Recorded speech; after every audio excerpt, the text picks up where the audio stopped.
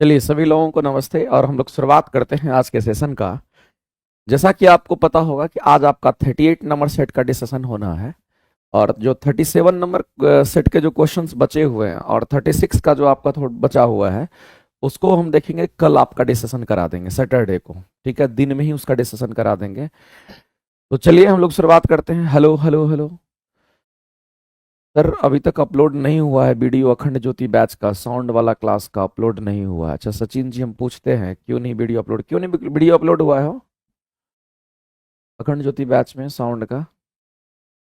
एक बार सभी लोग फटाफट करके लाइव आ जाइए और सभी लोग जितने लोग लाइव देख रहे हैं सभी लोग एक बार कमेंट सेक्शन में कमेंट करेंगे। मेरी आवाज जा रही है? Sir good evening sir, theory का क्लास भी दीजिए। थ्योरी के लिए तो शिवम राज चल ही रहा है क्लासेस, अखंड ज्योति बैच में क्लासेस चल रहा है और साथ ही साथ अखंड ज्योति बैच के साथ साथ आपको क्लासेस मिल जाएगा इंजेक्शन बैच में, थ्योरी की क्लासेस आपको मिल जाएगी वहां से, ठीक है।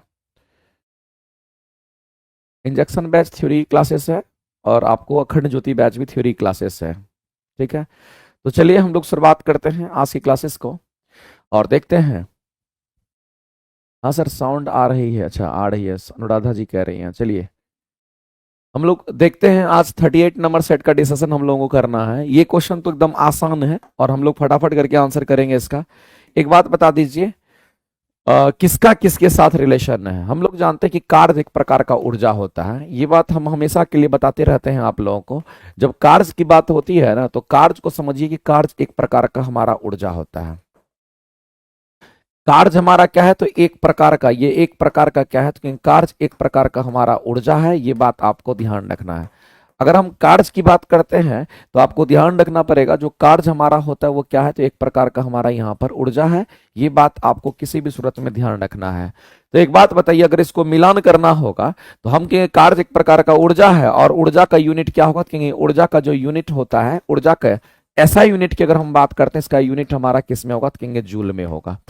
इसका मतलब है कि यहां पर जो जूल वाला टर्म आप देख रहे हैं ये कहीं ना कहीं कार्य के साथ हमारा रिलेटेड है और उस कार्य की हम बात करते हैं। कार्य एक प्रकार का ऊर्जा, ऊर्जा का यूनिट जूल होगा, यानी ए का तो आप 3 मैच कर देंगे तो आंसर करेंगे ए का 3। एक ही ऑप्शन में दे रखा है, इन दोनों ऑप्शन में ए का 3 नहीं है, ये दोनों ऑप्शन ऐसे ही एलिमिनेट हो गया। आंसर होने की संभावना हमारा क्या होगा तो ए जो है हमारा राइट हो जाएगा। अगर हम बात करते हैं कैलोरी की बात करते हैं तो मेरे भाई एक बात आपको ध्यान रखना है कि उष्मा भी एक प्रकार का ऊर्जा होता है। उष्मा की बात करते हैं तो ये भी एक प्रकार का ऊर्जा होता है, ये बात आपको ध्यान रखना है। उष्मा की बात करते हैं तो उष्मा भी एक प्रकार का हमारा क्या है कि यहाँ पर ऊर्जा होता है, ये भी एक प्रकार का हमारा ऊर्जा होता है। दूसरी बात आपको ध्यान रखना, अगर ये एक प्रकार का ऊर्जा हमारा है तो इसका एसआई मात्रक हमारा होगा, इसका एसआई यूनिट हमारा होगा और एसआई यूनिट इसका भी जूल ही होता है। लेकिन मेरे भाई ध्यान रखना, इसके सीजीएस मात्रक की अगर हम बात करते हैं, इसका जो सीजीएस यूनिट हमारा होता है वो किस में होगा तो कैलोरी में होता है, ये चीज आपको ध्यान रखना। ये किस में होगा तो कैलोरी में होगा और शॉर्ट में हम सीएल से दिखाते हैं, ये हमारा कैलोरी को बताता है। तो कैलोरी हमारा किसका तो उष्मा का सीजीएस मात्रक हमारा होता है। कैलोरी क्या तो उष्मा का सीजीएस मात्रक है, यानी कि उष्मा का रिलेशन हम कहेंगे यहां पर ई का 5 के साथ हमारा होगा। तो आप देख लीजिए A B C D E तक आपका है, ई का क्या होगा कहेंगे 5 है, यानी ऑप्शन ए आपके राइट हो जाएंगे। अगर हम बात करते हैं यहाँ पर एम्पियर, मेरे भाई करंट का जो मेजरमेंट करते हैं हम लोग एम्पियर, एम्पियर इसका यूनिट होता है, ऐसा यूनिट हमारा होता है, ये इसका मेजरमेंट, क्योंकि बी का हमारा 1 मैच कर रहा है, आप मैच करा दीजिए। अगर वाट की बात करते हैं तो हम लोग को समझना है मेरे भाई सामर्थ्य कहने का मतलब है पावर की बात करते हैं, इंग्लिश टर्म गलत लिखा हुआ था, इसको आप पावर कहते हैं। सामर्थ्य कहने का मतलब पावर की बात करेंगे और पावर का यूनिट वाट होता है, इसका मतलब सी का हमारा 2 मैच कर जाएगा। सी का 2 मैच करेगा, बचा कौन तो कहेंगे 4 बच गया और डी का विभवांतर को हम वोल्टेज वोल्ट में लिखते हैं, इस बात को ध्यान रखेंगे। तो 3 1 2 4 5 3 1 2 4 5 पहला ऑप्शन आपका यहां पर राइट दिख रहा है और यही हमारे करेक्ट आंसर्स यहां पर हो जाएंगे, इस बात को आप ध्यान रखेंगे। अगर कार्य का एसआई यूनिट अगर इतना होता है मेरे भाई, इसका एसआई मात्रक हमारा क्या कहेंगे ये होता है, तो इसका सीजीएस मात्रक क्या होगा तो मैं आपको बताना चाहता हूं इसका सीजीएस यूनिट हमारा क्या होता है, कहेंगे यहां पर अर्ग होता है, इसका सीजीएस यूनिट हमारा अर्ग होता है। लेकिन उष्मा का सीजीएस मात्रक क्या होगा तो कैलोरी होता है, ये चीज आपको ध्यान रखना है। आगे चलते हैं, अगला क्वेश्चन कहता है कि वॉशिंग मशीन हमारा किस प्रिंसिपल पे काम करता है। तो वॉशिंग मशीन जो हमारा होता है वो किस प्रिंसिपल पे काम करता है, कहेंगे सेंट्रीफ्यूगेशन के प्रिंसिपल पे काम करता है। इसमें सेंट्रीफ्यूगल फोर्स हमारा काम करता है, कहेंगे सेंट्रीफ्यूगेशन के प्रिंसिपल पर ये हमारा काम करता है और ऑप्शन नंबर ए आपके करेक्ट हो जाएंगे।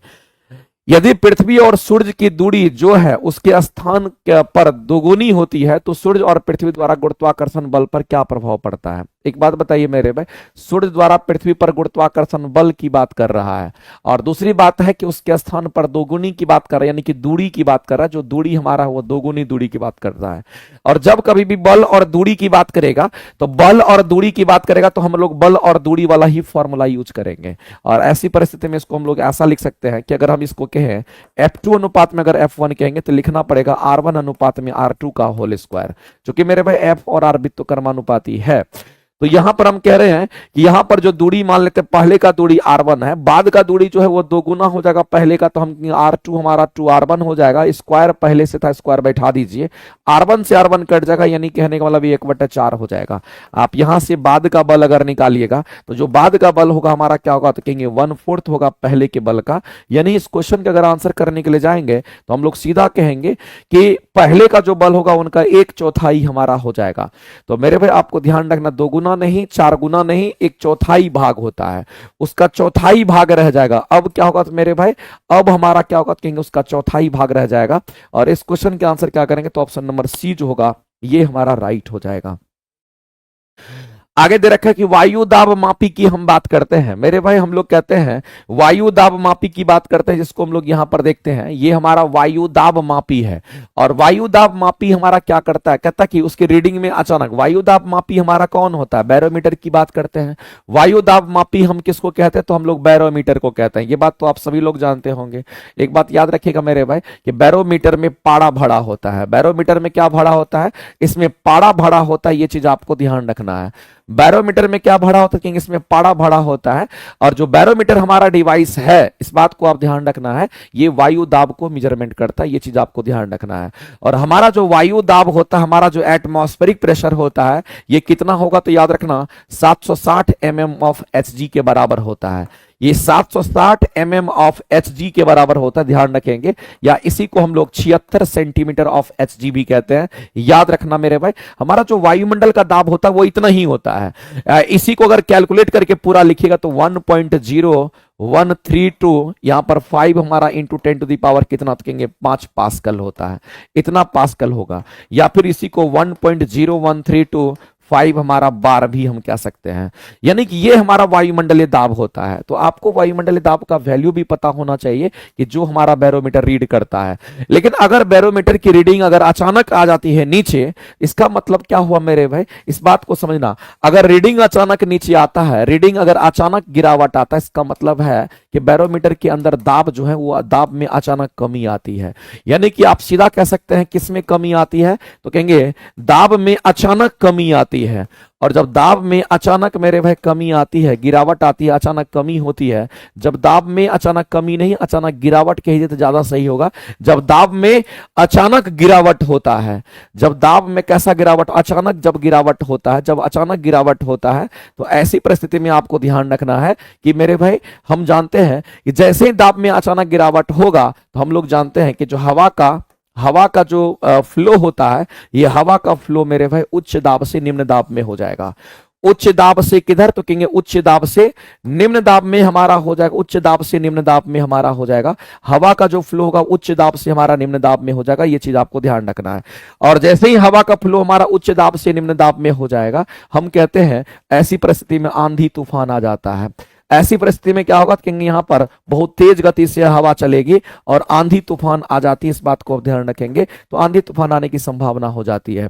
क्या बताइए इसमें से कौन सा ऑप्शन होगा? क्या वो स्थिर और शांत बना रहेगा? नहीं। किस बात का संकेत है? मौसम में क्या होगा? क्या मौसम शांत रहेगा, स्थिर रहेगा? नहीं। क्या मौसम में वर्षा होने लगेगा? नहीं। क्या मौसम ठंडा हो जाएगा? नहीं। हम कहेंगे उपयुक्त में से कोई नहीं। आंसर करेंगे ऑप्शन नंबर ए। क्या होगा मेरे भाई, तो आंधी तूफान आ जाएगा। अचानक गिरावट आने पर क्या होता है, कहते हैं कि वहां आंधी तूफान आने की संभावना है। और ऑप्शन नंबर हमारा क्या हो जाएगा, ऑप्शन नंबर ई के साथ हम लोग जाएंगे। इस क्वेश्चन के जो आंसर करेंगे ऑप्शन नंबर ई हमारा करेक्ट हो जाएगा। आगे चलते हैं, आगे बात करते हैं, यदि साबुन के दो भिन्न भिन्न व्यास के बुलबुले को एक नली द्वारा एक दूसरे को संपर्क में लाया जाता है तो क्या घटित होता है। मेरे भाई एक बात याद रखना है, साबुन के दो भिन्न भिन्न व्यास के बुलबुला की बात कर रहा है। दो भिन्न भिन्न व्यास कितना है मेरे भाई, तो दो भिन्न भिन्न व्यास की बात कर रहा है। इसमें दो भिन्न भिन्न व्यास के बुलबुले की बात करता है, इसका मतलब दो गो बबल्स हमारा है। एक बबल्स मान लेते हैं बड़ा है और एक बबल्स मान लेते हैं हमारा छोटा है। आप इसको ऐसे बना लीजिए कि एक बबल्स हमारा मान लेते हैं कि छोटा है और एक बबल्स हमारा क्या साथ कहेंगे बड़ा है। अब दो बबल्स है, दोनों की त्रिज्या अलग अलग है, दोनों का व्यास अलग अलग होगा। तब कहता है उसको क्या करना है, तो एक नली से इसको जोड़ना है। इसको किससे जोड़ना है, तो एक नली से यहां पर जोड़ना है, एक नली से यहां पर जोड़ना है। एक पतली सी नली से इसको क्या करना है, तो कनेक्ट करना है। एक पतली सी नली से को क्या करना है, तो कनेक्ट करते हैं। तो मेरे भाई एक पतली सी नली से को कनेक्ट कर दीजिए। एक बात मैं बताता हूं मेरे भाई कि इस बात को समझने की कोशिश कीजिएगा, इस बात को समझने की कोशिश कीजिएगा। अभी ये बंद है, क्लोज है। अगर इसमें मान लेते हैं कि हमारा 1 केजी अगर गैस है, अगर इसमें मान लेते हैं कितना गैस है, तो कहेंगे इसमें 1 केजी हमारा मान लेते हैं कि इसमें 1 केजी गैस है। इसको आप मान के चलिएगा, इसमें मान लेते हैं 1 केजी गैस है और इसमें भी हम मान लेते हैं जो गैस की मात्रा है वो सेम है, यानी कि इसमें भी कितना केजी गैस है, तो ये मान के चलते हैं कि इसमें भी 1 केजी ही गैस है। ये बात आपको ध्यान रखना है। तो दोनों में कितना गैस है, तो 1-1 केजी गैस हमारा है। एक बात बताइए मेरे भाई, इसका आयतन कम है, इसका आयतन ज्यादा है। जब इसका आयतन कम होगा तो इसके अंदर जो उतना ही मात्रा में गैस हमारा है, तो इसके अंदर प्रेशर ज्यादा होगा, इसके अंदर प्रेशर हमारा कम होगा। तो हम लोग ये कह सकते हैं कि मान लेते हैं इसको हम P1 प्रेशर कहते हैं, इसको हम P2 प्रेशर कहते हैं। तो क्या ऐसा हम कह सकते हैं कि जो P1 प्रेशर होगा वो P2 प्रेशर से ज्यादा होगा? क्या ऐसा हम कह सकते हैं कि जो पहले जो इसका प्रेशर होगा वो ज्यादा होगा, इसका प्रेशर कम होगा? क्योंकि साइज जिसका बड़ा होता है उसके अंदर उतनी ही मात्रा में अगर गैस है तो प्रेशर कम होता है, लेकिन अगर साइज छोटा उतनी ही मात्रा में अगर गैस, तो जाहिर सी बात है कि यहां पर प्रेशर ज्यादा होगा। अब यहां पर प्रेशर ज्यादा है और यहां पर प्रेशर हमारा क्या कहेंगे, हमारा यहां पर प्रेशर हमारा यहां पर कम है। अब क्या होगा मेरे भाई, तो इस बात को समझिएगा, कहीं पर प्रेशर ज्यादा कहीं पर प्रेशर कम होगा, तो इसमें से गैस का लीकेज होगा और यहां पर उसको नली से जोड़ते हैं तो यहीं से गैस क्या करेगा, तो लीक करेगा और ये गैस मेरे भाई उच्च दाब से निम्न दाब में हमारा चलने लगेगा। तो गैस का फ्लो उच्च दाब से निम्न दाब में हो जाएगा। तो हम कहेंगे इसके अंदर जो हमने गैस को फ्लो किया, गैस को भरा था, उस गैस का जो फ्लो हमारा होता है उसका फ्लो हमारा उच्च दाब से निम्न दाब में होगा। यहां उच्च दाब है, यहां निम्न दाब है। क्योंकि हमने ये कंसीडर कर लिया है कि P1 जो हमारा होगा वो ग्रेटर देन क्या होगा, तो यहां पर P2 होगा। क्योंकि साइज अगर छोटा है तो वहां पर प्रेशर ज्यादा होगा और हम कहते हैं उच्च दाब से निम्न दाब की तरफ हमारा गैस का फ्लो हो जाएगा। जैसे मेरे भाई ये गैस हमारा आगे की ओर आएगा तो ये और छोटा हो जाएगा और ये बड़ा हो जाएगा। चूंकि अब क्वांटिटी इसमें बढ़ रहा है तो ये कहेंगे और बड़ा हो जाएगा और ये छोटा हो जाएगा। होगा क्या मेरे भाई, तो छोटा जो बुलबुला है और छोटा हो जाएगा और बड़ा बुलबुला और बड़ा हो जाएगा। ये इसके आंसर्स होंगे। तो बताइए मेरे भाई, छोटा बुलबुला और छोटा और बड़ा बुलबुला और बड़ा हो जाएगा, यानी इस क्वेश्चन के अगर आंसर करने के लिए जाएंगे तो ऑप्शन नंबर बी आपको यहां इंतजार कर रहा आंसर करने के लिए और ऑप्शन नंबर बी आपके राइट हो जाएंगे। आंसर हमारा क्या होगा, तो ऑप्शन नंबर बी जो होगा ये राइट हो जाएगा। बिल्कुल सही बात है। मार्क्स तो नहीं दिया है, हम लोग मान करके चलते हैं, कंसीडर कर लेंगे क्या केस है। इसमें जितना माने हैं उतना ही इसमें माने, तो हम लोग कंसीडर करके चले हैं। नहीं बोला है तो लेकिन मान करके चलना है आपको, ठीक है। वैसे भी हम लोग जानते हैं कि यहां पर बुलबुला की बात करता है और जब बुलबुला की बात करता है तो उसके अंदर हम कहते हैं एयर की मात्रा होगी, लेकिन क्वांटिटी को सेम मानते हुए इस क्वेश्चन को हमेशा सॉल्व करिएगा और आंसर करेंगे ऑप्शन नंबर बी आपका राइट हो जाएगा। आगे चलते हैं। ग्रीष्मकाल में, ये मेरे भाई यहां मेरा क्वेश्चन नहीं है, ये क्वेश्चन जो है आपका यहां पर ज्योग्राफी का क्वेश्चन आपसे दे रखा है। निम्नलिखित में से किस एक प्रकार की तरंग का उपयोग रात्रि दृष्टि में हम लोग करते हैं, नाइट विजन में जिसका इस्तेमाल करते हैं वो इंफ्रारेड होता है। नाइट विजन जो गॉगल्स होता है, नाइट में भी लोग निकल जाता है, दूर दूर तक उसको दिखाई देता है। वो नाइट विजन गॉगल्स से जो निकलता है वो कौन सा रे निकलता है, तो कहेंगे इंफ्रारेड की हम बात करते हैं और ऑप्शन नंबर हमारा सी करेक्ट हो जाएगा। ध्वनि का वेग अधिकतम किसमें होगा, तो निर्वात दे रखा है और वायु दे रखा है और जल दे रखा है। मेरे पास ध्वनि का वेग अगर अधिकतम कहने की बात कह रहा है, इसका मतलब हमारा तीनों स्टेटमेंट दे रखा है। एक बात बताइए मेरे भाई, ध्वनि का वेग अगर अधिकतम हमारा होगा तो किस माध्यम में होगा? अगर हम लोगों को आंसर करना होगा तो क्या वो निर्वात में होगा, तो कहेंगे निर्वात में ध्वनि ट्रेवल नहीं करती है, निर्वात में ध्वनि नहीं चलेगी। तो अगर कहेगा यहां पर वायु की बात कर रहा है और जल की बात करता है, बताइए किसमें हमारा अधिक होगा, तो हम कहेंगे निर्वात में ट्रेवल नहीं करेंगे। ध्वनि का वेग अधिकतम अधिकतम अगर होता है तो किसी ठोस पदार्थ में हमारा होता है। किसमें होगा? ठोस पदार्थ में होगा। लेकिन ध्वनि का वेग इसमें भी होगा, ध्वनि का वेग इसमें भी होगा। तो मेरे भाई जो जितना सघन होता है, या फिर आप कह सकते हैं कि जो जितना सघन होता है, या फिर आप ऐसे कह सकते हैं कि ध्वनि का जो वेग होता है उसका ऑर्डर हम सभी लोग जानते हैं। ध्वनि का जो वेग होता है, ये जो ध्वनि का वेग का ऑर्डर हम लोग जानते हैं, तो सबसे अधिक हमारा किस में होता है? ठोस पदार्थ में होता है। उसके बाद किस में होगा? तो द्रव पदार्थ में होगा। सबसे कम हमारा किस में? तो कहेंगे गैसियस पदार्थ में होता है। मेरे भाई मैं आपको बता देना चाहता हूं कि इस क्वेश्चन के अगर आंसर करना होगा, कह रहा कि ध्वनि का वेग अधिकतम होगा तो किस में होगा? क्या वो अवायु में होगा, क्या वो इसमें होगा? तो आपको सोच करके बताना है। तो आपको ध्यान रखना कि ध्वनि का वेग सबसे अधिक हमारा किस में होगा। तो मेरे भाई इस क्वेश्चन का अगर आंसर करने के लिए जाएंगे तो मैं आपको कहना चाहता हूं, अगर इन तीनों में अगर देखना होगा तो हम लोगों को फिर जल आंसर करेंगे। तब फिर आंसर क्या करेंगे? तो जल करेंगे। तो इसमें से अगर आंसर करना होगा कि इन तीनों में से कौन होगा, तब हम जल आंसर करेंगे। इसलिए हम लोग कहेंगे कि अधिकतम वेग हमारा किस में होगा? तो पानी में होगा, और आप पानी ही आंसर करना। क्योंकि मेरे भाई ऑप्शन ई हम लोग क्यों कहेंगे? ऑप्शन ई कहने का मतलब, अधिकतम कहने का मतलब क्या बोल रहा है? इसका कोई मीनिंग नहीं है। ठोस में भी बहुत तरह का ठोस होता है, तो वो कहना बिल्कुल गलत है। ये क्वेश्चन जो सेटिंग किया गया ना, उसमें प्रॉब्लम है, बाद में की और कुछ नहीं है। हम लोग जानते हैं सबसे अधिक हमारा ठोस में होता है, लेकिन ठोस ऑप्शन में नहीं है। तो इन दोनों में सबसे अधिक किस में होगा? तो द्रव में होगा। तो इस तरीके से हम लोग रिलेट करके चलेंगे। तो आंसर करेंगे ऑप्शन नंबर हमारा क्या होगा? तो सी यहां पर राइट करेंगे। आगे चलते हैं। बीपीएससी शिक्षक भर्ती के लिए आप सभी लोग जानते होंगे एक नियुक्ति बैच हमारा चलता है प्लेटफॉर्म बाय नवीन कुमार सिंह एप्लीकेशन पर। इसमें साइंस के चैप्टर वाइज क्वेश्चन भी हम आपको करवाएंगे, और साथ ही साथ अभी मिसलेनियस क्वेश्चन आपका चल रहा है। खास करके एनसीईआरटी एग्जाम्पलर, एससीईआरटी और जो हमारे द्वारा गैस किया हुआ क्वेश्चन होगा वो काफी ही आपके लिए महत्वपूर्ण होगा, और ये आपको क्लासेस प्लेटफॉर्म बाय नवीन कुमार सिंह एप्लीकेशन पर मिलेगा। क्योंकि एक बात समझ लीजिए, मैक्सिमम बच्चे अगर सफल होते तो इन्हीं बैच सबसे सफल होता है। ज्यादातर बच्चा, कोई भी बच्चा अगर सफल हुआ है साइंस में, अगर जुड़ा हुआ मेरे से होगा, तो जरूर वो नियुक्ति बैच पढ़ा होगा। तो मेरे भाई मैं आपको कहना चाहता हूं कि अगर आप थ्योरी की क्लासेस कर रहे हैं, अगर प्रैक्टिस नहीं कर रहे हैं, तो मेरे साथ जुड़ करके करिएगा। क्योंकि हम वेरिएशन क्वेश्चन का हमेशा लाते रहेंगे, आपको अलग अलग लेवल का क्वेश्चंस मिलेगा। इसलिए किसी भी सूरत में इस चीज को इग्नोर नहीं करना है। तो एक एक बच्चा इस क्लासेस को करेगा तो ज्यादा ज्यादा बेनिफिट उनको होगा। एक बात बताइए मेरे भाई, हम लोग जानते हैं कि किस एरिया में कहां पर कितना हमारा डेसिबल होना चाहिए, साउंड जो हम बात करते हैं। तो अनुमति योग्य, याद रखना, अनुमति योग्य शोर के स्तर के संदर्भ में आपको मिलान करना है, और जो सही उत्तर है उसका चयन करके आपको आंसर करना है कि कहां पर हमारा कितना डेसिबल हमारा होगा। इस क्वेश्चन के जो आंसर है मेरे भाई, ऑप्शन नंबर सी हमारा राइट हो जाएगा। और ऑप्शन नंबर सी क्यों हमारा राइट होगा? क्योंकि ए का हमारा 2 हो जाएगा। आवासीय क्षेत्र की बात करते हैं, इसमें हमारा जो होता है, हम कहेंगे 55 डेसिबल हमारा होता है। और औद्योगिक क्षेत्र में जो हमारा होता है, सॉरी, शांत क्षेत्र में हमारा होगा तो कहेंगे उससे थोड़ा कम हो जाएगा। आवासीय क्षेत्र में थोड़ा ज्यादा होगा, और जो शांत क्षेत्र होता है उसमें थोड़ा क्या होता है, यहां पर हमारा कम हो जाएगा। औद्योगिक क्षेत्र में थोड़ा ज्यादा होगा, और हम इसको मिलान किससे करेंगे? तो हम कहेंगे यहां पर ज्यादा हमारा होगा। और अगर व्यापारिक क्षेत्र की बात करते हैं उसमें हमारा 65 डेसिबल होता है। लेकिन अगर मान लेते ध्वनि की तीव्रता अगर 75 डेसिबल 80 डेसिबल अगर होता है, तो वो हमारा नॉइज पॉल्यूशन का कारण बन जाता है, उसी को नॉइज कहते हैं।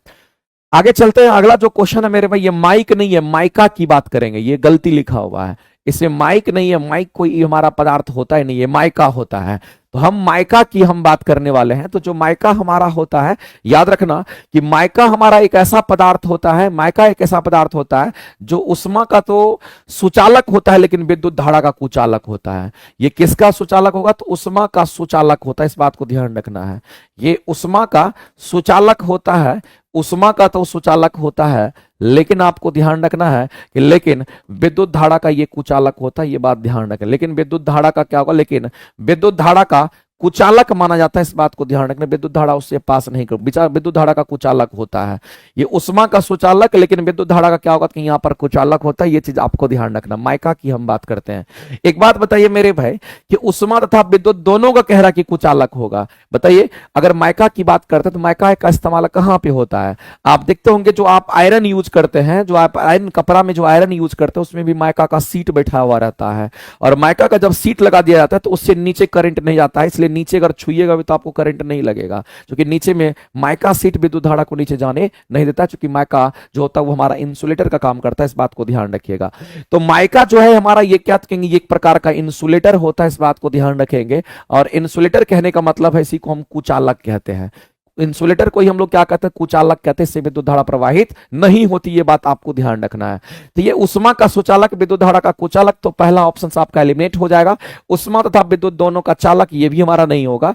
उष्मा का कुचालक, मेरे भाई उष्मा का सुचालक होना चाहिए था, ये भी नहीं होगा। तब तो मेरे भाई इसमें से कोई नहीं कहेंगे, आंसर करेंगे ऑप्शन नंबर ई आपका करेक्ट हो जाएगा। माइका जो सीट होता है ना, इसका इस्तेमाल वहां पर आयरन वगैरह की सीट में भी किया जाता है, ये बात आपको ध्यान रखना है। आगे चलते हैं, अगला क्वेश्चन हम लोग देखते हैं क्या करता है। दाढ़ी बनाने के लिए प्रयोग किया जाता है हमारा कौन सा दर्पण। एक बात बताइए मेरे भाई, जब आप शेविंग कराते हैं, दाढ़ी बनाने के लिए जब जाते हैं, तो आपके छोटे छोटे बाल जो होते हैं बड़े होकर के दिखते हैं। तो आप बहुत नजदीक, मिरर के जितना नजदीक जाओगे उतना ही आपको इमेज वो क्या दिखता है, तो बड़ा दिखता है। तो हम लोग कोशिश करते हैं दाढ़ी बनाने के लिए, हम लोग क्या करते हैं, तो अवतल दर्पण का इस्तेमाल करते हैं। किसका इस्तेमाल करते हैं, तो अवतल दर्पण का इस्तेमाल किया जाता है दाढ़ी बनाने के लिए। उत्तल लेंस की फोकस प्रकृति कैसी होती है। एक बात बताइए मेरे भाई, लेंस के बारे में तो आपको पता होगा, नहीं पता तो आप जान लीजिए। जो लेंस हमारा होता है, इसी में उत्तल लेंस और अवतल लेंस हमारा होता है। इसी में उत्तल लेंस हमारा होगा, और साथ ही साथ हमारा कैसा लेंस होगा, तो कहेंगे यहां पर हमारा अवतल लेंस भी हमारा होता है। उत्तल लेंस और अवतल लेंस की हम बात करते हैं। जो उत्तल लेंस हमारा होता है, इसकी जो फोकस दूरी होगी ये पॉजिटिव होगी, और अगर फोकस दूरी पॉजिटिव तो इसका पावर भी पॉजिटिव होगा, ये बात आपको ध्यान रखना है। अगर अवतल लेंस की बात करते हैं तो इसकी फोकस दूरी अगर नेगेटिव होगी, इसका पावर भी क्या होगा, कहीं यहां पर नेगेटिव हो जाएगा, ये बात आपको ध्यान रखना है। तो उत्तल लेंस की फोकस प्रकृति कैसी होगी, तो मेरे भाई ये चीज हमेशा के लिए बोले थे हम याद रखने के लिए, उत्तल लेंस की फोकस दूरी पॉजिटिव होती है। और याद रखना कि इस क्वेश्चन का आंसर करेंगे ऑप्शन नंबर बी हमारा धनात्मक हो जाएगा, ध्यान रखेंगे। आगे चलते हैं, कौन सा रंग इंद्रधनुष का मध्य दिखाई देता है। मेरे भाई हम सभी लोग जानते हैं कि जब रेनबो का फॉर्मेशन होता है, किसका फॉर्मेशन होता है, जब हमारा रेनबो का निर्माण होता है, जब रेनबो का निर्माण होता है तो हम सभी लोग जानते हैं यहां पर हमारा 7 रंग में होता है। कितने रंग में होगा, इसके 7 कलर होते हैं। और इन 7 कलर को जब आप देखिएगा तो हमारा VIBGYOR होता है, जो कि हमारा रंगों का स्पेक्ट्रम होगा। बीच वाला पार्ट कौन सा होगा, क्योंकि बीच में हमारा ग्रीन कलर होता है, जो कि इंद्रधनुष के मध्य दिखाई देने वाला। कह रहा कि कौन सा रंग इंद्रधनुष के मध्य में होता है, तो मेरे भाई ये हमारा इंद्रधनुष, इस रंगों का कलर मिश्रण होता है, ये हमारा इंद्रधनुष का रंग होता है। तो इसमें बीच वाला जो हमारा होगा वो ग्रीन होगा, आंसर करेंगे ऑप्शन नंबर बी आपका राइट हो जाएगा। कार्बन रेडियोधर्मी डेटिंग एक प्रक्रिया है जिससे हम किसको मापते हैं। मेरे पास चट्टान की उम्र का पता लगाते हैं, जीवाश्म की उम्र का पता लगाते हैं। तो रेडियोधर्मी डेटिंग कहने लगे, कार्बन डेटिंग की हम बात करते हैं। रेडियोधर्मी डेटिंग बोलिए या कार्बन डेटिंग की आप बात कर रहे, जो दोनों एक ही चीज होता है। इससे हम लोग किसका पता लगाते हैं, जीवाश्म का पता लगाते हैं। किसका, तो कहेंगे हम जीवाश्म की आयु का पता लगाते हैं, इस बात को ध्यान रखना। जीवाश्म की आयु, साथ ही साथ हम ये कह सकते हैं चट्टान की आयु का पता लगाने के, चट्टान की आयु का पता लगाने के लिए इस बात को ध्यान रखना। मेरे भाई जीवाश्म से ही हमारा चट्टान बन जाता है, तो उसकी आयु का पता लगाने के लिए हम लोग रेडियोधर्मी डेटिंग का इस्तेमाल करते हैं। या फिर इसी को आप कहेंगे कार्बन डेटिंग भी हमारा कहते हैं, इसी को हम लोग कहते हैं कार्बन डेटिंग कहते हैं, इस बात को ध्यान रखेंगे। और कार्बन डेटिंग का भी इस्तेमाल करते हैं इसी चीज का पता लगाने के लिए। तो एक्चुअली में उसके एज का पता लगाने के लिए हम लोग करते हैं। और आपको पता होगा कोई भी मेरे भाई लकड़ी वगैरह बहुत दिनों तक अगर रह जाता है तो वही हमारा फिर चट्टान के रूप में बन करके आता है, तो उसकी आयु का पता लगाने के लिए इसका इस्तेमाल करते हैं। तो जीवाश्म की आयु या फिर चट्टान की आयु अगर बोलेगा तो आप सीधा आंसर करेंगे। वह ताप बिंदु जिस पर ठोस, द्रव और गैस अवस्था एक साथ रह सकती है, वह ताप बिंदु हमारा कौन सा बिंदु होता है। तो उस ताप बिंदु को हम लोग त्रिक बिंदु के नाम से जानते हैं। वह ताप बिंदु हमारा कौन सा बिंदु होगा, तो इसी बिंदु को हम लोग त्रिक बिंदु कहते हैं। और त्रिक बिंदु कहने का मतलब यही हमारा ट्रिपल पॉइंट होता है, इस बात को ध्यान रखेंगे, यही हमारा ट्रिपल पॉइंट होता है। और जो ट्रिपल पॉइंट हमारा होता है, जहां पर पानी अपनी तीनों अवस्था में होती है, ठोस, द्रव और गैस की अवस्था होती है, तो ना तो इसमें बॉइलिंग पॉइंट होगा, ना तो फ्रीजिंग पॉइंट होगा, ना तो मेल्टिंग पॉइंट होगा, इसमें से कोई नहीं। आंसर करेंगे मेरे भाई ऑप्शन नंबर ई हमारा हो जाएगा। इसमें से आंसर करेंगे तो ट्रिपल पॉइंट हमारा राइट आंसर होता। लेकिन ट्रिपल पॉइंट की अगर हम बात करते हैं, याद रखना इसके कॉरस्पॉन्डिंग जो टेम्परेचर हमारा होता है वो कितना होता है, तो 0.01 डिग्री सेल्सियस होता है, नहीं तो यही हमारा 273.16 केल्विन भी हम कह सकते हैं। तो दोनों आपको आंसर्स ध्यान में रखना। आगे चलते हैं मेरे भाई, यहां पर कह रहा है कि अर्थ क्रस्ट की बात करता है, हमारी पृथ्वी के जो ऊपरी सतह है उसकी बात कर रहा है। उस पर सबसे अधिक हमारा मात्रा में अगर कोई तत्व होता तो कहेंगे ऑक्सीजन होता है। ध्यान रखें, वह धातु जो अम्ल और क्षार के साथ अभिक्रिया करता है। बताइए वह कौन सा धातु है जो अम्ल और क्षार दोनों के साथ प्रतिक्रिया करता है। मेरे भाई हम सभी लोग जानते हैं, एक हमारा होता है एम्फोटेरिक, जिसको उभयधर्मी कहते हैं। तो उभयधर्मी एक ऐसा पदार्थ होता है जो अम्ल और क्षार दोनों के साथ प्रतिक्रिया करता है। तो हम सभी लोग जानते हैं कि उभयधर्मी जो हमारा होता है, हम किसकी बात करते हैं, तो हम यहाँ पर उभयधर्मी की बात करते हैं। और जो उभयधर्मी हमारा होता है इसको हम लोग क्या कहते हैं, इसको हम लोग यहाँ पर एम्फोटेरिक के नाम से जानते हैं। ये चीज आपको ध्यान रखना है। तो जो उभयधर्मी हमारा एम्फोटेरिक होता है, याद रखना मेरे भाई, इसमें अम्लीय और क्षारीय गुण दोनों होता है। ये इसमें अम्लीय तथा, हम कहेंगे अम्लीय तथा क्षारीय गुण दोनों होता है, इस बात को ध्यान रखना। ये अम्लीय तथा क्षारीय गुण दोनों होता है, अम्लीय तथा क्षारीय क्षारीय दोनों गुण होता है, इस बात को ध्यान रखें। इसमें दोनों प्रॉपर्टीज होता है, दोनों गुण होता है, अम्लीय भी होता है और साथ साथ हमारा क्षारीय भी होता है। हम कहेंगे उभयधर्मी की बात करते हैं। इसी के एग्जांपल्स हमारे क्या होते हैं, कहेंगे जिंक ऑक्साइड्स वगैरह की हम बात करते हैं। याद रखना एग्जाम्पल बहुत इंपॉर्टेंट है, कई बार पूछता है। इसको जिंक ऑक्साइड्स कह दीजिए या एल्युमिनियम के ऑक्साइड्स कह दीजिए या फिर मेरे भाई लेड के ऑक्साइड्स कह दीजिए। हम वैसे एग्जाम्पल के बारे में चर्चा किए हैं आपके सामने जो एग्जाम में खास करके बहुत हद तक पूछता है। तो मेरे भाई वह धातु बता दीजिए जो अम्ल और क्षार दोनों के साथ प्रतिक्रिया करेगा। तो हम कहेंगे वैसे धातु के ऑक्साइड्स या वैसे धातु जो यहां पर उभयधर्मी का काम करेगा। तो इसमें से पॉसिबिलिटी किसकी है, तो कहेंगे जिंक एल्युमिनियम लेड, यानी कि हम जिंक के साथ जाएंगे। तो जिंक हमारा एक ऐसा धातु होगा मेरे भाई, हमारा उभयधर्मी नेचर का होता है और हम कहते हैं कि ये अम्ल और क्षार दोनों के साथ रिएक्शन कर सकता है, क्योंकि इसके अंदर अम्ल और क्षार दोनों का गुण होता है। इसीलिए हम लोग आंसर करेंगे ऑप्शन नंबर ए हमारा करेक्ट हो जाएगा। आगे चलते हैं। निम्नलिखित में से किस गैस के परसेंटेज हमारा आयतन में वायुमंडल में सबसे कम होता है। हम लोग जानते हैं मेरे भाई वॉल्यूम बेसिस पर जो हमारा परसेंटेज में आयत होता है, तो सबसे अधिक हमारा नाइट्रोजन का होता है जो कि 78% होता है। हम वॉल्यूम की बात करते हैं। ऑक्सीजन की बात करते हैं तो ये हमारा लगभग 21% के आसपास, लगभग बोल रहे इतना होता है। अगर मेरे भाई कार्बन डाइऑक्साइड गैस की बात करिएगा तो 0.034% होता है। और अगर आप यहां पर आर्गन गैस की बात करिएगा तो उससे थोड़ा कम हमारा आर्गन गैस होता है। और ये कितना होगा, सॉरी आर्गन गैस थोड़ा हमारा कार्बन डाइऑक्साइड गैस से थोड़ा ज्यादा होता है, 0.93 होता है, 0.93% होता है, ध्यान रखिएगा। तो निम्नलिखित में से किस गैस का प्रतिशत मात्रा आयतन में वायुमंडल में सबसे कम होता है, तो सबसे कम अगर हमारा किसी का होगा तो हम कहेंगे आर्गन है, कार्बन डाइऑक्साइड है, नाइट्रोजन है। तो हम लोग आंसर किसका करेंगे, तो कार्बन डाइऑक्साइड का करेंगे, क्योंकि कार्बन डाइऑक्साइड का परसेंटेज देख लीजिए बहुत ही कम होता है। कार्बन डाइऑक्साइड का परसेंटेज हमारा बहुत कम होता है, 0.034% होता है। और अगर इतना कम कार्बन डाइऑक्साइड अगर हमारे वायुमंडल में है, फिर भी मेरे भाई green house gas, global warming वगैरह हमारा हो जाता है। आप समझ लीजिए कार्बन डाइऑक्साइड गैस वगैरह का परसेंटेज अगर इतना होता तो फिर पृथ्वी पर का तापमान मेरे भाई बहुत अधिक होता और एक भी जीव जंतु यहां नहीं एग्जिस्ट करते, क्योंकि ये ग्लोबल वार्मिंग करता और पृथ्वी के तापमान को बढ़ा देता। तो आप समझिए इतना कम हमारा कार्बन डाइऑक्साइड गैस है, फिर भी ये स्थिति आप देख रहे हैं।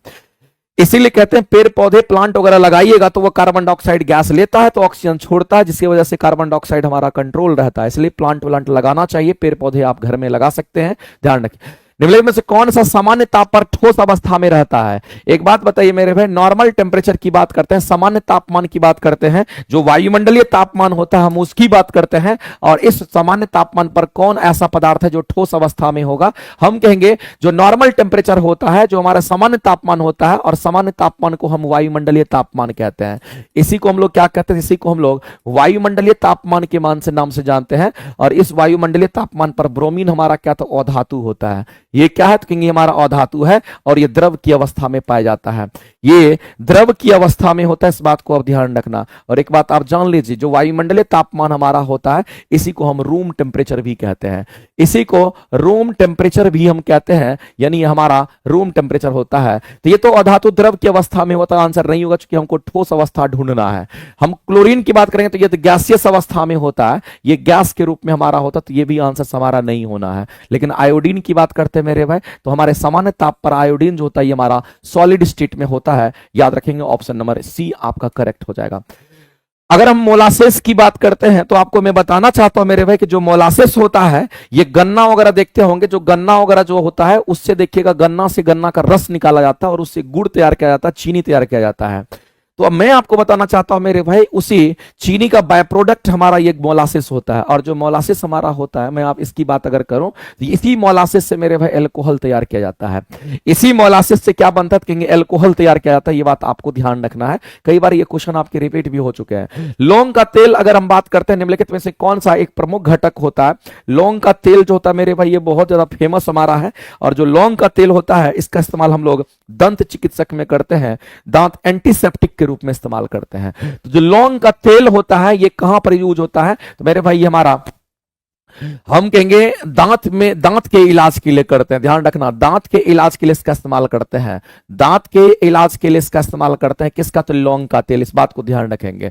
दूसरी बात आपको ध्यान रखना मेरे भाई कि जो लौंग का हमारा तेल होता है ये एंटीसेप्टिक के रूप में कार्य करता है। ये क्या कहेंगे? ये हमारा एंटीसेप्टिक के रूप में काम करता है, इस बात को आप ध्यान रखेंगे। ये एंटीसेप्टिक के रूप में कार्य करता है, ये चीज आपको के रूप में कार्य करता है, ये एंटीसेप्टिक के रूप में कार्य करता है, ये चीज आपको ध्यान रखना है। इसीलिए हम लोग यहां पर कहेंगे लौंग का तेल हमारा कौन सा एक प्रमुख घटक होता है, तो उसका प्रमुख घटक जो हमारा लौंग के तेल का होता है वो कौन होता है? कहेंगे यहां पर यूजेनॉल की हम बात करते हैं। लौंग का तेल का प्रमुख घटक हमारा कौन का? तो यूजेनॉल की हम बात करते हैं, ध्यान रखेंगे। और लौंग के पेड़ की फूल की जो कलियां होती है उसी कली से ये प्राप्त होता है, यूजेनॉल के नाम से हम लोग जानते हैं, याद रखना है आपको। मेथनॉल नहीं होगा तो ये तो शराब होता है, जहरीली शराब होता है। आंसर करेंगे ऑप्शन नंबर हमारा eugenol, option number B correct हो जाएगा। इंजेक्शन बैच कंप्लीट थ्योरी की क्लासेस है, ये क्लासेस आपको थ्योरी बैच के लिए मिलेगा मेरे भाई, आपको प्लेटफॉर्म बाय नवीन कुमार सिंह एप्लीकेशन पर। अगर आपको लगता है कि हमको थ्योरी बहुत अच्छा करना तो इस क्लासेस से जुड़ करके अपनी तैयारी को बहुत अच्छा कर सकते हैं आप। अगला बोला कि कौन सा हमारा इसमें से मिश्रित उर्वरक के रूप से जाना जाता है? कौन हमारा ऐसा फर्टिलाइजर जो मिश्रित फर्टिलाइजर है? यूरिया, अमोनियम सल्फेट, या फिर हम कहेंगे कैम की बात करते हैं मेरे भाई। अमोनियम सल्फेट जो हमारा होता है इसमें अमोनिया होता है और साथ ही साथ हमारा सल्फर डाइऑक्साइड्स भी हमारा होता है। तो हम कहेंगे अमोनिया और सल्फर दोनों हमारा होता है, इसमें अमोनिया भी है और सल्फर भी हमारा होता है। तो ये एक मिश्रित उर्वरक के रूप में हमारा जाना जाता है। तो मिश्रित उर्वरक के रूप में अगर देखेंगे तो ये हमारा किस उर्वरक के रूप में जाना जाता है? क्योंकि मिश्रित उर्वरक के रूप में हमारा जाना जाता है अल्युमिनियम और सल्फेट की हम बात करते हैं, अमोनियम सल्फेट की बात करते हैं, ध्यान रखेंगे। ये अमोनिया और सल्फर का हमारा एक मिश्रण होता है, इस तरीके से आपको ध्यान रखना पड़ेगा। ये हमारा होता है, ठीक है, ये हमारा कॉम्प्लेक्स फर्टिलाइजर के रूप में हमारा होता है। किसको कहेंगे? तो अमोनियम सल्फेट की हम बात करते हैं। आगे चलते हैं, अगला हम लोग देखते हैं, क्योंकि उसमें हमारा अमोनिया भी है फर्टिलाइजर और साथ ही साथ हमारा सल्फर भी फर्टिलाइजर होता है, इसीलिए हम लोग कहते हैं। निम्नलिखित में से कौन सा सही नहीं है, यह आपको बताना है। चार्ल्स डार्विन ने विकासवाद का सिद्धांत प्रतिपादित किया था, यह बिल्कुल सही है। किसी परमाणु के नाभिक का टूटना संलयन नहीं मेरे भाई, विखंडन कहलाता है, यह गलत है, तो यही आप आंसर करेंगे। ड्राई आइस ठोस कार्बन डाइऑक्साइड हमारा होता है, बिल्कुल सही बात है, यह हमारा सही है आंसर मेरे भाई। जो गलत था वो आपके आंसर से निकल गए। आगे चलते हैं, आपको मिलान करना है। बताइए, अगर हम यहां पर देखते हैं मेरे भाई, बोरिक एसिड जो पाया जाता है हमारे, हम लोग जो घर में पाउडर वगैरह का इस्तेमाल करते हैं बॉडी पर छिड़कने के लिए, तो उस बोरिक एसिड उसमें होता है और वह एंटीसेप्टिक का काम करता है। इसका मतलब सी का हमारा 1 मैच करेगा, तो सी का यहां भी 1, सी का हमारा यहां भी 1 है। सोडियम को अगर हम कहां पर स्टोर करते हैं तो केरोसिन ऑयल में करते हैं, क्योंकि सोडियम हमारा हाईली रिएक्टिव होता है, नमी के साथ बहुत जल्दी प्रतिक्रिया कर लेता है, इसी को केरोसिन ऑयल में हम लोग स्टोर करते हैं, वहां पर ये रिएक्शन हमारा नहीं करता है। तो हम कहते हैं कि मेरे भाई बी का हमारा 4 हो जाएगा और सी का हमारा यहां पर 1 हो जाएगा।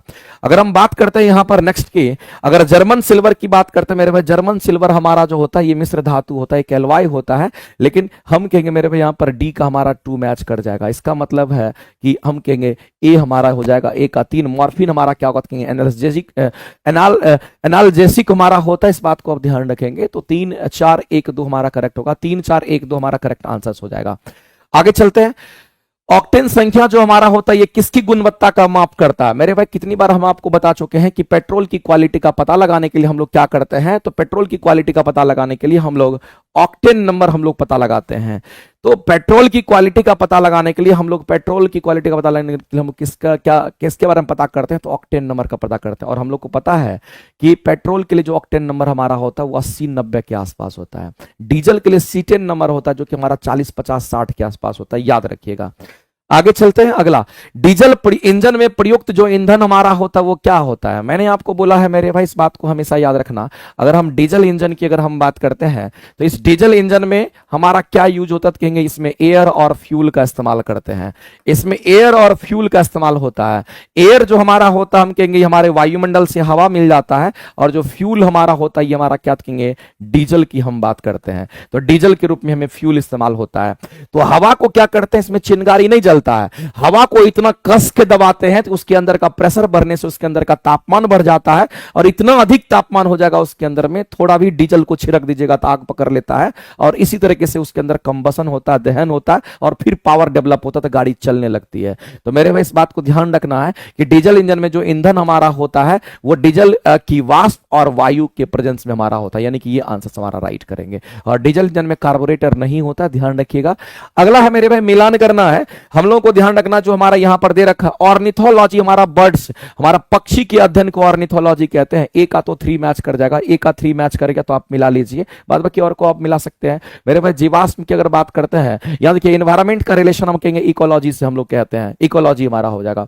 और वंशागति जेनेटिक्स से रिलेटेड होगा, बी का हमारा 4 हो जाएगा। देखिए बी का 4 यहां पर मैच कर रहा है, सी का हमारा 2 मैच कर गया, और कहेंगे डी का जीवाश्म हमारा क्या होता है यहां पर पैलियोबायोलॉजी हम कहेंगे जीवाश्म का अध्ययन होता है, ध्यान रखेंगे। जीवाणुभोजी जिसको बैक्टीरियोफाज कहते हैं, मेरे पे बैक्टीरियोफाज हम इसको कहते हैं, वह वायरस जो बैक्टीरिया पर रहता है, इस बात को ध्यान रखना।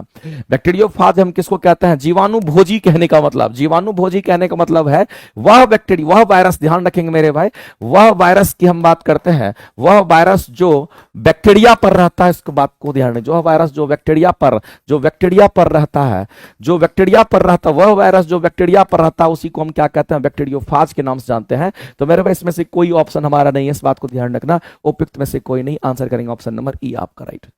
आगे चलते हैं, कुनेन जो हमारा होता है ये मलेरिया की दवाई है, आपको ध्यान रखना, ये कुनेन हमारा किसकी दवाई है? मलेरिया की दवाई होगी। ये सिनकोना के छाल से हमें प्राप्त होता है, इस बात को ध्यान रखेंगे, ये सिनकोना के छाल से प्राप्त होता है, ये मलेरिया की दवाई सिनकोना के छाल से प्राप्त होता है, ये चीज आपको ध्यान रखना है, ये सिनकोना के छाल से प्राप्त होता है, जिसको हम लोग कहते हैं कि ये मलेरिया की दवाई कुनेन दवाई होता है। जो सिनकोना हमारा प्लांट होता है मेरे भाई, याद रखना ये फूल वाला पौधा हमारा होता है, इसमें फूल होता है, ये हमारा कैसा पौधा कहेंगे? फूल वाला पौधा होता है। और दूसरी बात याद रखना, फूल वाला पौधा में भी हम कहेंगे ये आवृत बीजी का हमारा होता है। ये कौन सा कहेंगे? आवृत बीजी का होता है। और अगर कोई आवृत बीजी होता है तो याद रखना इसमें बीज के बाहरी आवरण होते हैं, इसमें बीज का बाहरी आवरण होता है, इस बात, बीज के बाहरी आवरण होते हैं इसमें, इस बात को ध्यान रखेंगे। तो इसमें बीज का बाहरी आवरण होता है, ये बात आपको ध्यान रखना, इसमें बीज का बाहरी आवरण होता है, ये चीज आपको ध्यान रखना, जिसको आवृत बीजी के नाम से जानते हैं। तो ये आवृत बीजी पादप से हमें प्राप्त होता है, किसी बैक्टीरिया से नहीं, किसी ईस्ट से नहीं।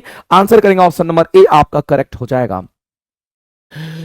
किस एक सर्प का भोजन जो है मुख्य रूप से अन्य सर्प होता है, यानी कि सांप जो है वो सांप को ही खाता है, तो नागराज है, या फिर हम कहेंगे यहां पर क्या होगा मेरे भाई? आप सुनते होंगे किसका, एक जो होता है उसको क्या बोलते हैं? कॉमन करेत भी होता है, याद रखेंगे कॉमन करेत, ये सांप सर्प का नाम है। कॉमन करेत की हम बात करते हैं, किसकी बात करते हैं? तो जो कॉमन करेत होता है वो भी हमारा यहां पर होता है। साथ ही साथ एक और होता है मेरे भाई, उसको हम लोग क्या कहते हैं? किंग कोबरा की बात करते हैं।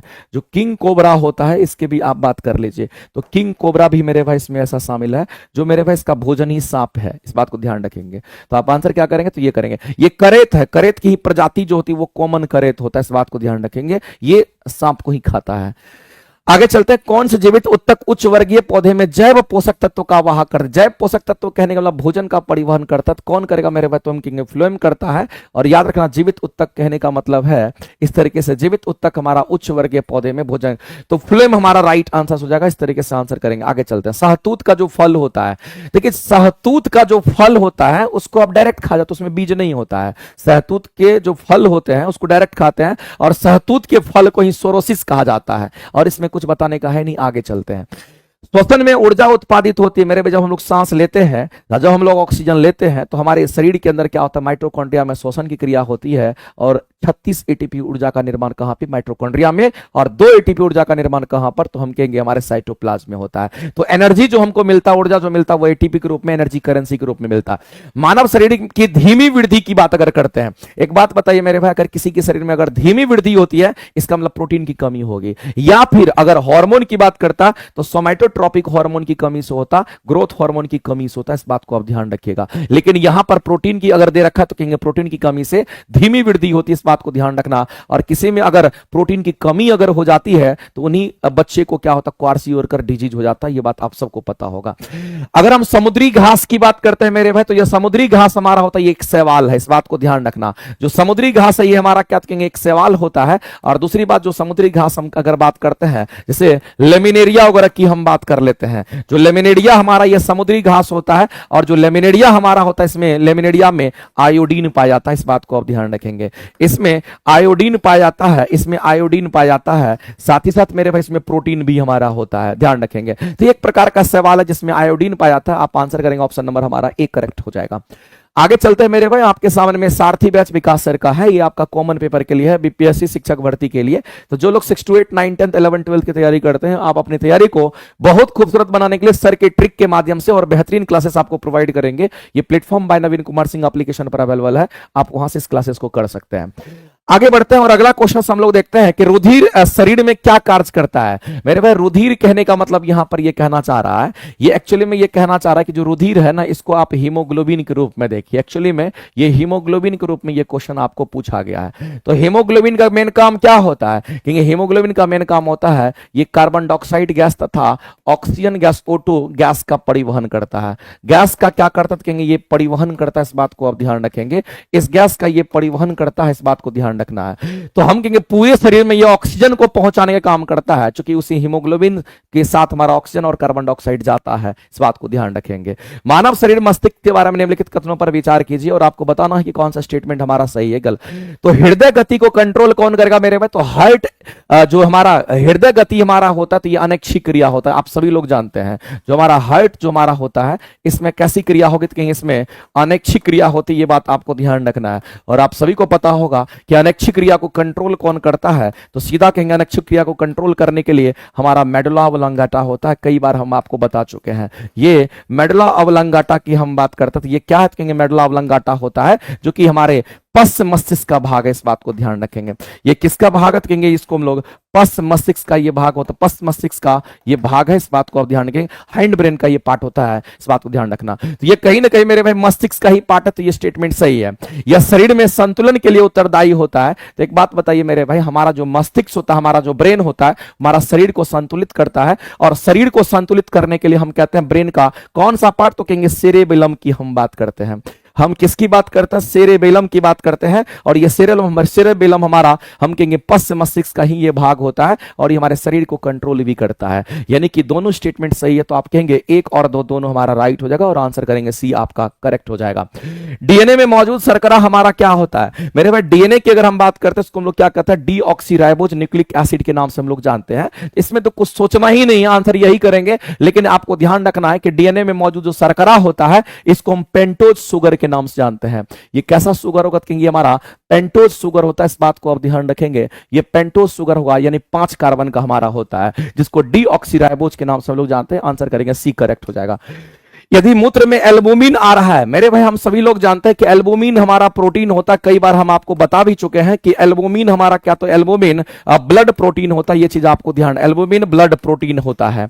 एल्बुमिन कैसा प्रोटीन है, ये ब्लड प्रोटीन होता है, इस बात को आप ध्यान रखेंगे। तो जो एल्बुमिन हमारा होता है वो ब्लड प्रोटीन होता है। अगर मेरे भाई ये एल्बुमिन प्रोटीन की बात करते हैं, ये कहां होता है, तो हमारे ब्लड में होता है। कहां पर होता है, कहेंगे ये हमारे ब्लड में होता है एल्बुमिन प्रोटीन। और एक बात समझ लीजिए, अगर एल्बुमिन प्रोटीन का रिसाव अगर हमारे कहां पर, मूत्र में होता है, अगर मूत्र में पाया जाता है एल्बुमिन प्रोटीन, अगर मूत्र में पाया जाता है, इस बात को आप ध्यान रखेंगे। एल्बुमिन प्रोटीन अगर यहां पर आपको ध्यान रखना है, अगर मूत्र में पाया जाता है, इस बात को ध्यान रखना। मूत्र में पाया जाता है, अगर ये मूत्र में पाया जाता है, इस बात को आप ध्यान रखेंगे मेरे भाई। अगर मूत्र में पाया जाता है तो ये संकेत देता है कि किडनी फेलियर है।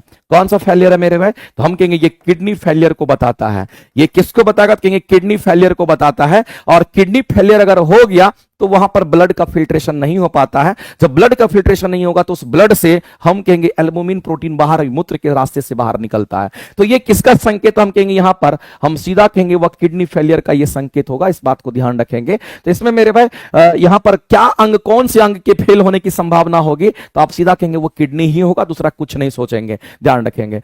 आगे चलते हैं। मूंगफली का अत्यधिक हानिकारक रोग होता है। मूंगफली में मेरे भाई क्या होता है, उसकी जो पत्तियां होती है पूरा सिकुड़ जाती है, और उसमें एक बीमारी होता है, इसको टिक्का बीमारी कहते हैं। ये फंगस के कारण होता है। ये किसके कारण होगा, तो ये हमारा फंगस के कारण होता है, इस बात को ध्यान रखेंगे। ये फंगस के कारण ये डिजीज होता है, ध्यान रखेंगे। तो आज का जो डिस्कशन है आपका यहीं पर एंड होता है। आज थोड़ा सा फास्ट डिस्कशन हुआ है।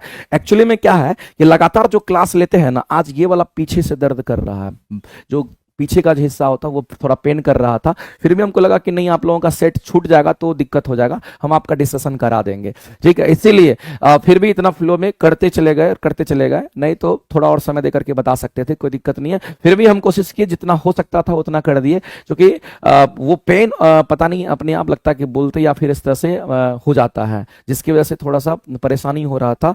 तो फिर भी हमने आपका डिस्कशन करा दिया। कल जो है आपका डिस्कशन जो है हम रखे हैं कि कल आप देखते हैं कि कितने बजे हम आपको यूट्यूब पर बता देंगे। वैसे यूट्यूब पर आपको लग जाएगा कि 36 नंबर जो सेट का डिस्कशन बचा हुआ ना, उसका डिस्कशन हम आपको करा देंगे, और 37 नंबर का कल जो कुछ क्वेश्चन बच गया उसको भी हम करा देंगे। तो कल दिन में ही कभी कराएंगे, क्योंकि रात में भी हमारा फिर 6 to 8 का होगा ही डिस्कशन। तो तैयार रहिएगा। बात बाकी मेरे भाई, हमारे तरफ से कोशिश रहता है कि आपको पूरी तरीके से हर चीज, आपको हर एक सेवा प्रदान करें, और हर एक स्थिति में हम आपके सामने खड़े रहें, और हर एक तरह के कंसेप्ट को ला करके आपको बताते रहे। जहां चीज का जरूरत होता है वहां पर जोड़ देते हैं, जहां चीज की जरूरत नहीं है वहां पर जोड़ देने का कोई मतलब नहीं बनता है, क्योंकि हमारा भी एक एक्सपीरियंस है। इसीलिए आप लोग भी मेरे भाई वहीं पर मेहनत कीजिए जहां पर आपके, जहां से मार्क्स आने की संभावना है। सबसे पहले तो प्रीवियस ईयर जो पेपर होता है उसको बार बार एनालिसिस कीजिए, उसको आप बार बार देखिए कि कहां से क्वेश्चन निकल करके आते हैं, और हर एक के पास प्रीवियस ईयर क्वेश्चन आपके पास होना चाहिए। खास करके रिसेंट वाला तो एकदम जरूरी है। जो आपका टीआरई 3 जो कैंसिल हुआ था, उसके बाद जो एग्जाम हुआ वो क्वेश्चन पेपर आपके पास होना चाहिए। जो कैंसिल हो गया था वो पेपर भी आपके पास होना चाहिए। टीआरई 1 टीआरई 2 का भी क्वेश्चन आपके पास होना चाहिए। आप उसको एनालाइज करिए। आप कोशिश कीजिए कि एक दिन टेस्ट अगर नहीं भी देंगे लेकिन उसको एनालिसिस जरूर करेंगे, और आप टेस्ट से उसका कोई मतलब नहीं, आप टेस्ट कंटिन्यू करके दीजिए, और साथ ही साथ अगर एनालिसिस अगर उसको करते हैं तो आपको पता चलेगा कि कहां पर मेहनत करना, कहां पर छोड़ना, कहां पे क्या करना है। बात बाकी हमारे तरफ से मेरे भाई हमेशा रहता है कि आपको बढ़िया तरीके से क्लासेस दे। अगर मान के चलते हैं अभी हम आपको अगर एनसीईआरटी एग्जाम्पलर प्रोवाइड नहीं कर पा रहे हैं तो आप थोड़ा ध्यान रखिए, धैर्य रखिए। हम आपके सामने आएंगे कब? तो हम आपके सामने आएंगे सरस्वती पूजा के बाद, और हम आपको बेहतरीन तरीके से क्लासेस प्रोवाइड करेंगे आगे की, ठीक है। इसलिए टेंशन नहीं लेना है। सरस्वती पूजा तक जैसे मेरी क्लास चल रही है इसको इसी वे में करना है, और सरस्वती पूजा के बाद आप देखिएगा क्लासेस में और भी अलग आपको निखार देखने को मिलेगा, ठीक है। तो चलिए आज के लिए इतना ही। गुड बाय सभी लोगों को। मस्त रहिए, बिंदास रहिए, हंसते मुस्कुराते रहिए, और जिंदगी इसी में जीना है, और खुश रहिए। जो होगा देखा जाएगा, बस अच्छा करके जाना है अपने तरफ से, बस यही सोच करके अपना काम करना है, ठीक है। चलिए, मुझे लगता है मेरे भाई आप सभी लोग लगातार जुड़े रहते हैं, और आप सभी लोग भी आराम से खाना पीना खाइए और रेस्ट करिए, ठीक है। Thank you very much. अगर नाइस सेशन सर अभी तक अपलोड नहीं हुआ, अच्छा हम वीडियो अपलोड नहीं होगा तो स्टाफ सब चला गया, कोई नहीं, यहाँ पर हम अकेले हैं। एक स्टाफ बाहर होगा तो उसको बुलाएंगे, शटर वटर लॉक करेगा, फिर हम भी घर जाएंगे, ठीक है। आज थोड़ा सा पहले जल्दी भी हो गया, थोड़ा आसान सुकून भी फील हो रहा है कि हम भी आराम से थोड़ा देर सो पाएंगे, ठीक है। चलिए, बात बाकी मेरे भाई आप सभी लोग मेरे भाई लोग की तरह ही हैं, और बस आप लोग मेहनत करते जाइए, और हमको उम्मीद है कि तुम लोग रिजल्ट जरूर दोगे, क्योंकि मेरे भाई वो दिख जाता है स्टूडेंट के, उससे दिख जाता है, आपके आंसर से दिख जाता है, आप लगातार उस चीज़ के लिए प्रेरित रहते हैं, इस पर दिख जाता है।